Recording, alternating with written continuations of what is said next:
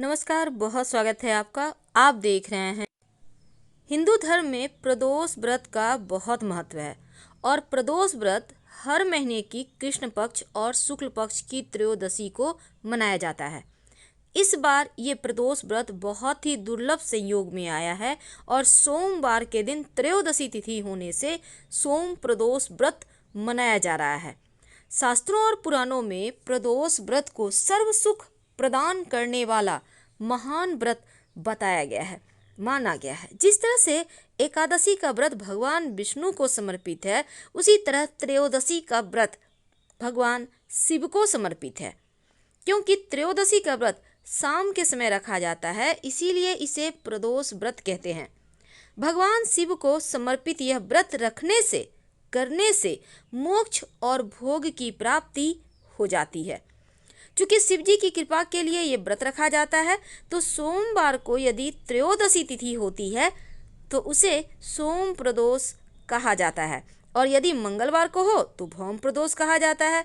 अब चूँकि यह व्रत शिव जी को समर्पित है और सोमवार के दिन ये व्रत हो तो उनकी पूजा और अर्चना विशेष विधि विधान से की जाती है। शिव जी की कृपा से संतान की प्राप्ति भी होती है और प्रदोष व्रत करने से संतान की मनोकामना पूर्ण होती है। क्योंकि इस बार ये व्रत बहुत ही दुर्लभ संयोग में आया है और पौराणिक मान्यताओं के अनुसार प्रदोष व्रत की तिथि भगवान शिव कैलाश पर्वत पर अपने रजत भवन में नृत्य करते हैं। प्रदोष व्रत के दिन वो जो प्रदोष तिथि होती है, त्रयोदशी तिथि, शिव जी अपने कैलाश पर्वत पर रजत भवन में नृत्य करते हैं और सभी देवी देवता उनकी स्तुति करते हैं। अब प्रदोष काल क्या है? जब आप शिव जी की पूजा करेंगे, प्रदोष काल उस समय को कहते हैं जब सूर्यास्त हो चुका हो और रात्रि का प्रारंभ हो रहा हो, यानी कि दिन और रात के मिलन को प्रदोष कहा जाता है। और इसी समय शिव जी की पूजा करने से अमोघ फल की प्राप्ति होती है। वैसे आप चाहें तो शिव जी के मंदिर में जाकर भी पूजा कर सकते हैं और घर पर भी कर सकते हैं। इस व्रत को रखने से आपका स्वास्थ्य अच्छा होता है, आपकी लंबी आयु होती है, जीवन में हर तरह के सुख मिलता है और प्रदोष व्रत को करने से हर प्रकार का कुंडली का दोष मिट जाता है। चूँकि सोम प्रदोष है और इसका संबंध चंद्रमा से भी है और चंद्रमा मन से जुड़ा है, तो इस दिन व्रत रखने से चंद्रमा यानी मन की समस्याओं से, टेंशन से आप बच सकते हैं। चंद्रमा के अशुभ प्रभाव से मुक्ति भी मिलती है। अगर कुंडली में चंद्रमा की स्थिति मजबूत रहे तो व्यक्ति को शुभ फल मिलते हैं, दिमाग तेज होता है, टेंशन नहीं होती और शुभ प्रभाव से सभी अड़चनें भी दूर होती है। मृत्यु के पश्चात मोक्ष की प्राप्ति होती है। तो प्रदोष व्रत की कथा सुनने मात्र से गोदान के बराबर पुण्य फल की प्राप्ति भी होती है। क्योंकि इस बार शुभ योग में सोम प्रदोष व्रत मनाया जा रहा है, क्योंकि इस दिन सर्वार सिद्धि योग, आयुष्मान योग, रवि योग और अमृत काल का शुभ प्रभाव, शुभ संयोग भी बना हुआ है। इसीलिए इस दिन का महत्व बढ़ जाता है। इन शुभ योगों में भगवान शिव की अगर आप पूजा करें तो आपकी समस्त मनोकामनाएं पूर्ण हो जाती है। तो प्रदोष व्रत की पूजा विधि क्या है? देखिए, सोम प्रदोष व्रत जो लोग कर रहे हैं उनको ब्रह्म वेला में उठकर स्नान आदि से निवृत्त होकर सबसे पहले महादेव कृपा प्राप्त सोम प्रदोष व्रतं करिष्ये कहकर व्रत का संकल्प लें कि मैं शिव जी का जो व्रत है प्रदोष व्रत उसको मैं करूंगी या करूंगा बोलकर संकल्प लें। इसके बाद शिव जी के मंदिर जाएं या घर में शिवलिंग है तो वहीं पे पूजा करें, बेलपत्र अक्षत अर्पित करें, जल अर्पित करें। उसके बाद चंदन गंध सुगंध लगाएं, दीप धूप गंगा जल जल पुष्प मिठाई वगैरह से विधि पूर्वक उनकी पूजन करें। और इसके बाद आप पूरे दिन उपवास रखें और दान इस दिन जरूर करना चाहिए और नमः शिवाय का जितना ज़्यादा जप हो आप करें। आपने त्रयोदशी पर प्रदोष काल में यानी सूर्यास्त से 3 घड़ी पहले शिव जी की पूजा कर लीजिए और सोम प्रदोष व्रत की पूजा शाम 4:30 से शाम 7 बजे के बीच करना शुभ फलदायी है। इसके बाद आप अन्न तो नहीं खाएंगे, लेकिन हाँ आप फल जल ग्रहण कर सकते हैं। लेकिन शिव जी की जो ये आप प्रदोष व्रत करेंगे, पशुपति व्रत भी इस दिन से आप अगर चाहते हैं स्टार्ट करना तो कर सकते हैं। दुर्लभ संयोग शुभ संयोग में आया है तो आप इस दिन से कर सकते हैं। अगर आप प्रदोष व्रत के साथ पशुपति व्रत भी दोनों ही हो जाएगा। लेकिन सवाल है कि पशुपति व्रत आप कब करें, क्यों करें?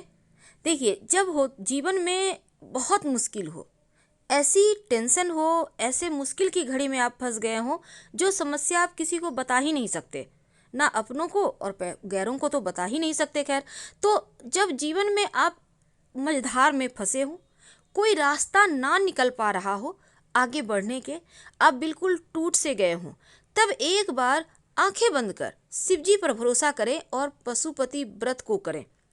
5 सोमवार मात्र ये व्रत रखना है। आप इस बार के सोमवार से भी शुरू कर सकते हैं, या फिर आप अभी अगर नहीं कर सकते हैं तो श्रावण माह में भी आप शुरू कर सकते हैं, कोई दिक्कत नहीं है।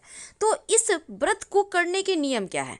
देखिए, हम चूंकि प्रदोष व्रत की बात करें उसके बारे में भी जानेंगे, लेकिन इस व्रत को अगर आप करना चाहते हैं, अगर जीवन में जैसे होता है ना, व्यापार नहीं चल रहा, आपके बीमारी बढ़ गई है, आपका घर नहीं है, बच्चों का विवाह नहीं हो रहा, नौकरी नहीं मिल रही, स्वास्थ्य की समस्या है, नाना प्रकार के टेंशन होते हैं। कोई भी टेंशन हो, कैसी भी मुश्किल हो, जब लगे कि चारों तरफ से हार गए हैं तो एक बार इस व्रत को जरूर कीजिएगा। तो कैसे करेंगे पूजा? सुबह सुबह आप 1 लोटा जल, बेलपत्र जो भी आपके पास है लेकर, कुछ मीठी मिश्री गुड़ लेकर चले जाएं शिव जी के मंदिर में। जाकर शिव जी का अभिषेक करें, पूजन करें, नमः शिवाय का खूब जप करें, और जो थाल लेकर आप जाएंगे शिव जी की पूजा करने, आप वो थाल आप अगर आप घर में करते हैं तो उस थाल को रहने दें, और अगर आप मंदिर जाकर करते हैं तो सबसे अच्छा होगा। आप जाकर पूजा करके चले आएँ, और दिन में आप फल और कुछ मीठा खा सकते हैं, जल पी सकते हैं। पूरी तरह से उपवास ना भी रहें तो फल और मीठा खा के आप जल पी लें। शाम के समय आप अपने घर से 6 दिया, याद रखिए मिट्टी का 6 दिया, आप चाहें तो आटे का भी दिया बना सकते हैं। तो ये दिया आप एक थाली में, जो थाली आपने सुबह पूजा की है उस थाली को आपको धोना नहीं है, उसी थाली में 6 दिया, थोड़ा थोड़ा चावल रख लें साइड में थाली में, और 6 दीपक लगा लें। घी का दिया, उस दीपक में घी होगा और लाल धागे की बाती हो तो अति उत्तम। और इसको आप लेकर शिव जी के मंदिर में जाएं। अगर पास में मंदिर है तो घर से भी जला के जा सकते हैं, लेकिन कोशिश करें शिव जी के मंदिर में ही जलाने का।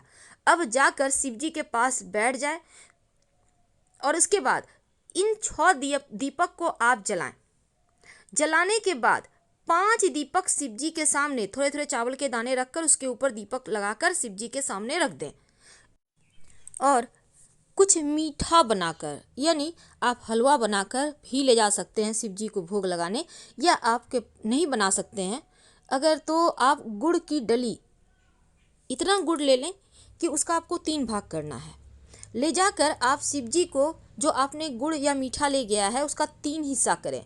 2 हिस्सा शिव जी के मंदिर में किसी पत्ते या दोने पर आप रख दें, 2 हिस्सा, और जो भी है आपके पास मीठा, और 1 हिस्सा थाली में रखें।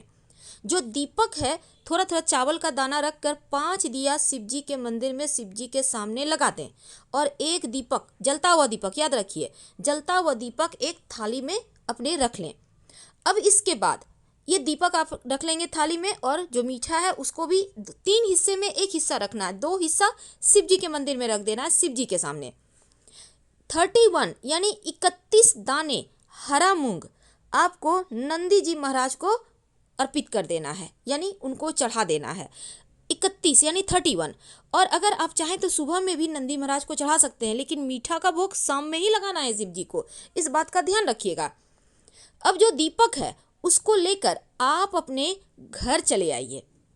दीपक जो जलता हुआ दीपक है उसको लेकर घर चले आइए, और घर में जब आप घर में प्रवेश करते हैं तब आपके दाहिने तरफ, यानी जब आप घर में अंदर आ रहे हैं तो दाहिने हाथ साइड राइट भाग में आप उस दीपक को लगा दें, और फिर घर आ जाएं। और जो आपने मीठा 1 हिस्सा लेकर आया है उसको, जो आप फल खाएंगे या कुछ भी खाएंगे आप आकर, तो उसको आप उस मीठा को भी खाना है, बाकी चीज़ें आप जो खाना चाहते हैं उसको खा लें। लेकिन दीपक आप घर के मुख्य दरवाजे के बाहर लगाएंगे, अंदर नहीं लाएंगे। और ये व्रत जीवन की कैसी भी समस्या हो, 5 सोमवार पशुपति व्रत रख लें तो हर मुश्किलों से आप बाहर निकल आते हैं।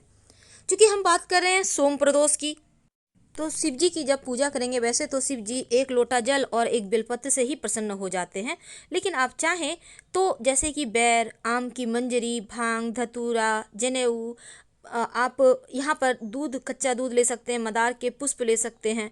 तो आप उनकी पूजा करें, माँ पार्वती की पूजा करें और शिव जी को सिर्फ सात्विक चीज़ों का ही भोग लगाइएगा।